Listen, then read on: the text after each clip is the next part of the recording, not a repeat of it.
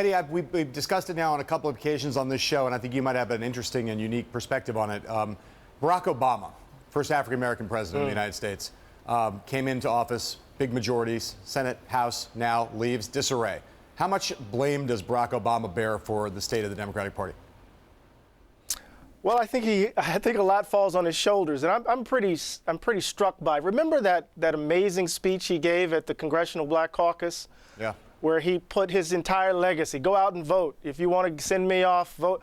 Go out and vote. If you want to protect my legacy, go out and vote.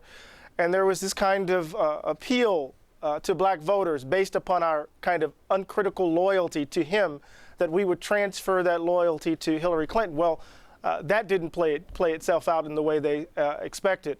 But I think you remember, he didn't transfer his apparatus, his operation to the DNC. I think alongside his failures, I think there's also a failure of the Clinton campaign. Remember, I've said over and over again that there was a kind of confusion among the Clinton folk, where they wanted to kind of embrace the Obama coalition at the same time that they wanted to embrace Bill Clinton's old strategy of triangulation, that they spent an inordinate amount of time trying to attract Bush Republicans while taking their base for granted. And I see and I've said, and I say it again, what we saw is a case of the chickens coming home to roost. So the short answer to your question, he bears a lot of blame. The long answer is that there's a lot of blame to spread around, though. So Donald Trump picks Steve Bannon for a White House job, doesn't require Senate confirmation.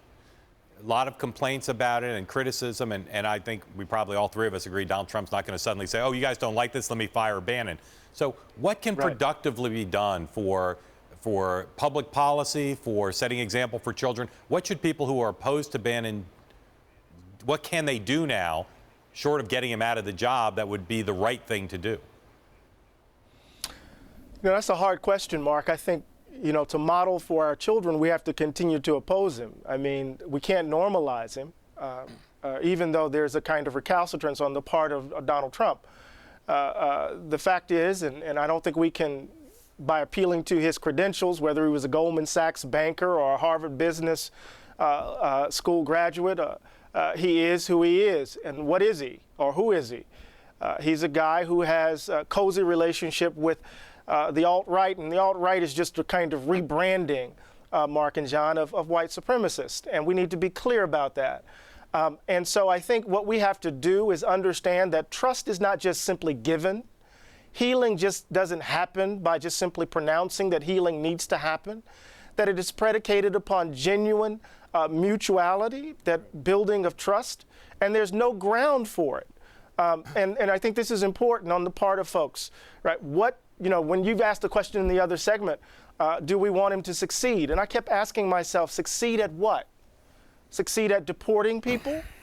Succeed at, implementing a tax policy that's going to devastate the poor? Succeed at what? Right. And so, given what he said, I'm not rooting for him at all.